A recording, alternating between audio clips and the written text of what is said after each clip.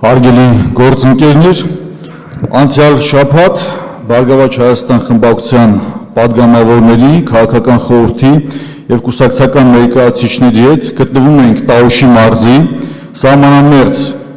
գյուղերում, շփման գծում, մասնավորապես Սևքար, Բերքաբեր, Բաղանիս եւ Կայանավանում, որտեղ շփվելով մի շարք քաղաքացիների հետ մեր երկրի, այնուամենայնիվ նրանց մտահոգությունները հայտնելիս ոչ թե հայտնում էին այն կրակահերթերը, ռմբակոծությունները, որոնք եղել են համայնքում, այլ ավելին նրանք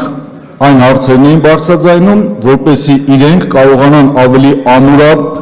կարճել մեր հայրենի հողին, ապրել եւ զարգանալ։ Մասնավորապես մի շարք հարցեր պետք է փաստեն, որ տեղում կարողացել ենք լուծում տալ, պետք է նաեւ փաստեն, որ պետական գերատեսչությունների հետ էլ կարողացել ենք ընդհանուր եզրեր գտնել եւ որոշակի հարցերի հետ արդենից դրական լուծում կա։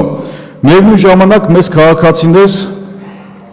իր հարցադրումների մեջ հասկանալով, որ մենք օրենսդիր մարմնի ներկայացուցիչներ ենք, հարցադրում են ներկայացրել մասնավորապես խորհրդային տարիների ավանդների վերաբերյալ, որի հետ կապված մենք արդեն խմբակցությունում քննարկել ենք եւ առաջիկայում ուզում ենք համապատասխան օրենսդրական նախաձեռնությամբ հանդես գալ, որը որ կարծում եմ նաեւ խորհրդարանի կողմից կլինի դրական եզրակացություն։ Իսկ իր բովանդակությամբ մենք կարծում ենք, որ պետք է հնարավորություն ունենա սահմանապահ համայնքի բնակիչները ամանդատուի մահվանից հետո եւս ինքը լինի իրավահաջորդ եւ գումարը ստանալ։ Այս հարցի վերաբերյալ մեր համար կարևոր է կառավարության դիրքորոշումը այս հարցի հետ կապված։ Շնորհակալություն։ Արտեմ Մասատրյան, աշխատանքի եւ սոցիալական հարցերի նախարար։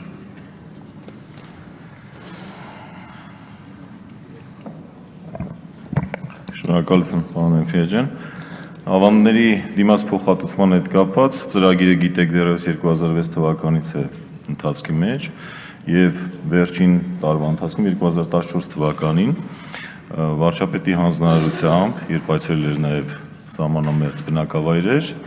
մենք առաջարկեցինք եւ ներառեցինք առաջնահերթությունների ցանկում սահմանամերձ բնակավայրերի բնակիչների ավանդների փոխհատուցման առաջնահերթությունը։ Եվ արդեն այս տարվա ընթացքում 2014 թվականին եւ 2015 թվականի ընթացքում պետական բյուջեով նախատեսված գումարները յուրաքանչյուր տարի որ հատկացվում են այդ ծրագրի համար, դա շուրջ 1.5 միլիարդ դրամ է, իրականացվում է 3 ուղղություններով, առաջինը դա տարեցներն են, մինչև 1931 թվականի դեկտեմբերի 31-ը ծնված քաղաքացիներ Հայաստանի Հանրապետության,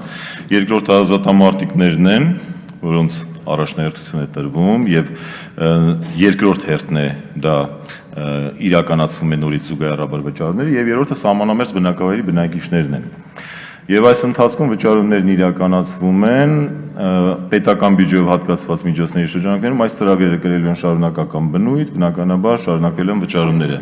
Ինչ վերաբերում է կոնկրետ ձեր հարցադրման արդյոք մահվանից հետո գումարի վճարում ընտանիքի անդամին հնարավոր է թե ոչ, այս խնդիրը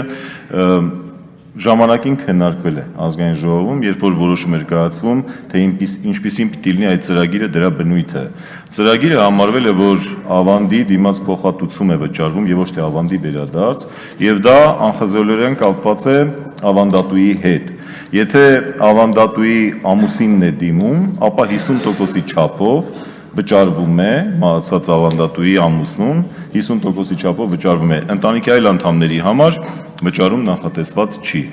Այս խնդիրը ժամանակին իրավական առումով քննարկվել է, որոշում է կայացվել եւ ես կարծում եմ մեկ անգամ եւս հնարավորություն կա իհարկե քննարկելու խնդիրը, դրա իրավական կողմը եւ համատեղ կարող ենք քննարկել այդ հարցը։ Շնորհակալություն։ Արձագանքի համար Վահե Էմֆիաջյան, երրորդ խոսափող։ Շնորհակալություն, պարոն Արտեմյան, ողջունել է, որ մանրամասն տիրապետում եք ոլորտին, միևնույն ժամանակ ես ձեզ նոր նախապատմություններ ներկայացրեցի, որ դեռևս մեկ շաբաթ առաջ մեր համար նման կարևոր վայրում, միջավայրում մեր երկրի քաղաքացիները կարևորում են այս հարցը եւ նման հարցապնդմամբ մեր խմբակցության պատգամավորներին հանդես են եկել։ Բնականաբար մենք մեր պարտքն ենք համարում այս խնդրին համապատասխան ուշադրություն դարձնել եւ ընթացք տալ եւ կարծում եմ առաջիկայում այդ միասնական քննարկումները, որ դուք ասում եք, որ ակնկալում եք, որ կարող են տեղի ունենալ, ես կարծում եմ, որ մենք ընդհանուր լուծում կարող ենք գտնել եւ սահմանապահ համայնքների բնակիչների համար թեկուզ եւ կարող ենք բացառություն անել, որպեսզի նրանք օգտվեն այդ հնարավորությունից։ Շնորհակալություն։ Բնականաբար նախաձեռնությունը ներկայացվելու դեպքում անպայման կքննարկենք համատեղ եւ ըստ այդմ որոշում կայացնենք բնական ազգային ժողովում ընդունվելիք օրենքն է որոշումը լինելու։